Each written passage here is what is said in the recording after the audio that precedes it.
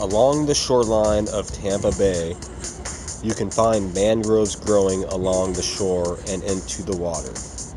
Mangroves help to stabilize the shoreline, trap and filter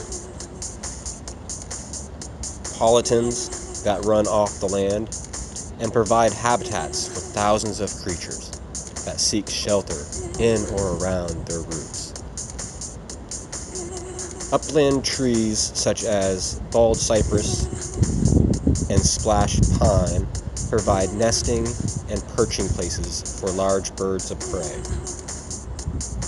such as ospreys and bald eagles.